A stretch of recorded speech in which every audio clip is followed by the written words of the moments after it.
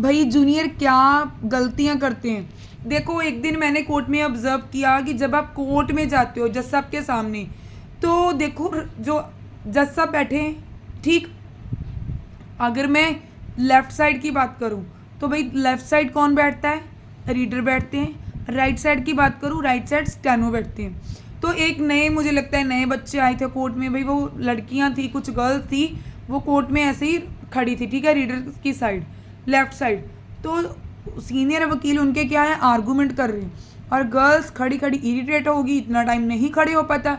कई बार क्या होता है कि आर्गूमेंट इतनी लंबी चली जाती है कि 2-2.5 घंटे आर्गूमेंट लंबी चली जाती है, हो जाती है, ठीक है। तो भाई वो बच्चे पता क्या कर रहे हैं, गर्ल्स, अगर आपको आवाज़ी आ रही है, नींद आ रही है, नींद आनी शुरू होगी, आप मूव ऑन कर जाओ भाई, क्यों जज के सामने अपना गलत इंप्रेशन डाल रहे हो। और जज साहब भी मुंह की तरफ देख रहे हैं, बोल कुछ नहीं रहे बट देख रहे हैं, फिर खड़े हैं, कभी ऐसे खड़े हो रहे हैं, कभी ऐसे खड़े हो रहे हैं, थक गए ऐसे कर रहे हैं। आप कोर्ट में खड़े हो, थोड़ा आप ये गलतियां मत करो। अगर आप ये गलतियां करते हो तो इसका बहुत बैड इंप्रेशन पड़ता है। अगर आप सिंसियरली चाहते हो कोर्ट में प्रेजेंट हो रहे हो, अपनी बात रख रहे हो, रीडर से भी अच्छे से बात करके अपना काम करवा रहे हो, वेल एंड गुड, एक्सीलेंट मैं बोलूँगी, ये चीज़ बहुत अच्छी है।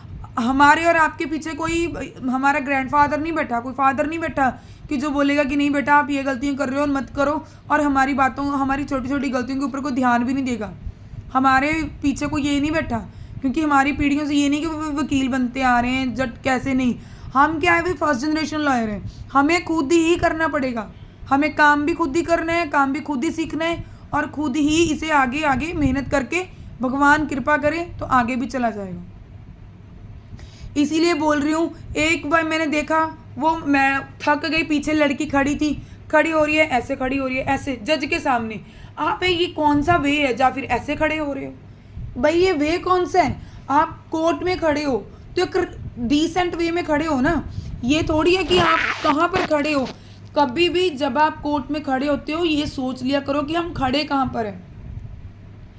आपके माँ बाप आपको देखो कौन सी स्टडी करा रहे हैं, कहाँ पर भेज रहे हैं, यहाँ पर लोग जाने के लिए डरते हैं, कलपते हैं, और आप वहाँ पर जाकर रोब से, डिग्निटी से काम करते हो, बहुत बड़ी बात है, ठीक। तो आप ये सोचा करो कि अगर हम आए हैं, आप थक गए हो, मुझे पता है कई बार क्या होता है, ग्राउंड फ्लोर से फोर्थ फ्लोर, फोर्थ फ्लोर से सेकंड फ्लोर, फिर वहाँ से जाकर मूव ऑन करके हमें फिर से फोर्थ फ्लोर पे जाना पड़ता है, बहुत ज़्यादा भाई स्टेयर से अप्स एंड डाउन्स करना पड़ता है, स्टेयर से ऊपर या रैम्प से। बट आप ऐसे अपना लेजीपन शो मत किया करो। अगर आप थक गए हो 2 मिनट कोर्ट के बाहर रुक जाओ, जहाँ कोर्ट में चेयर्स लगी होती हैं वहाँ पर बैठ जाओ। बट अगर आपको नींद आने लगी है आर्गूमेंट सुनकर, जा कुछ अपना ये वाला बैड इम्प्रेशन मत डालो, अपना ये वाले फेस इम्प्रेशन मत, मैं को बोलूँगी कि बिल्कुल मत किया करो। कोर्ट में जा रहे हो तो आपको जज साहब भी देखते हैं कि नया बच्चा आया और क्या क्या कर क्या रहे हैं। अगर आप कई बार आपको अकेले भी कोर्ट में जाना पड़ गया तो आप जाओगे तो जज साहब भी आपकी बात को सुनेंगे और देखेंगे, ठीक है। ये मत सोचा करो कि हमें काम जो है सीनियर ही सिखाएगा, नहीं, काम आपको हर एक बंदा सिखाता है, रीडर भी सिखाता है, कोर्ट का पीएन भी सिखा देगा, कोर्ट के में जो जज साहब बैठे हैं, जज साहब मोर देन हेल्प करते हैं नए बच्चों की। मैं डिस्ट्रिक्ट कोर्टों की बात कर रही हूँ, जज साहब बहुत हेल्प करते हैं। अगर आप आर्गूमेंट भी कर रहे हो, उसमें थोड़ी 1-2 गलती भी हो जाएगी बोलते टाइम, तो जज साहब उस चीज़ को भी आपको रोक कर बोलते हैं कि बेटा इसे ऐसे नहीं ऐसे बोलने हैं, कोई बात नहीं, आपका फर्स्ट टाइम है, सेकंड टाइम है, कोई घर से नहीं सीख कर आया, आप काम करो, आप आर्गूमेंट करो, कोई बात नहीं, आप करो तो सही, बट कोर्ट में आकर ये गलतियाँ मत किया करो। फिर देखो फाइल आप पकड़ो, उससे क्या होता है कि आप एज ए थोड़े वकील लगते हो ब्रीफ पकड़ने से।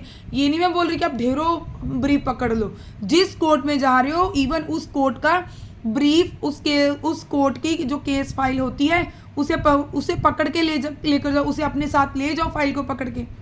उससे क्या होगा कि उस फाइल पर ही सारे का सारा डिटेल डे 1 से लिखी होती है, जिस दिन से केस फाइल हो जाता है उस दिन से सारी डिटेल उसी में लिखी होती है लास्ट तक। जिस डेट पर आप खड़े हो ना, मान लो आप आज खड़े हो तो केस 3 साल पहले फाइल हुआ था, वो 3 साल पहले की डिटेल सारी की सारी ब्रीफ के ऊपर ही लिखी होगी, जो केस फाइल का लिफाफा बोलते हो, ब्रीफ बोलते हो, ठीक।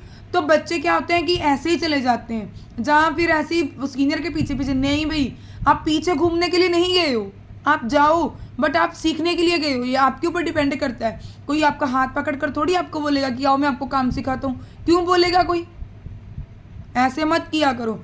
और मैं आपको नेक्स्ट पॉइंट बताती हूँ, जब आप ब्रीफ पकड़ कर लेकर जाते हो, ब्रीफ को देख भी लिया करो, जस्ट उसे होल्ड करके नहीं लेकर जाना। ब्रीफ को देखो आप किसकी तरफ से हो, केस टाइटल क्या है, कॉज लिस्ट चेक करो कि आपका केस कौन से नंबर पर लगा है, ठीक। उसके बाद आप अपना ये देखो आप किसकी तरफ से हो। फिर अगर नहीं भी पता लग रहा, ब्रीफ पर देख लो कि लास्ट डेट पर क्या हुआ था, उसके बाद लास्ट डेट में क्या हुआ था। आपको लैंग्वेज मानती हूँ कि थोड़ा समझने में टाइम लगेगा, बट अब ट्राई तो करो।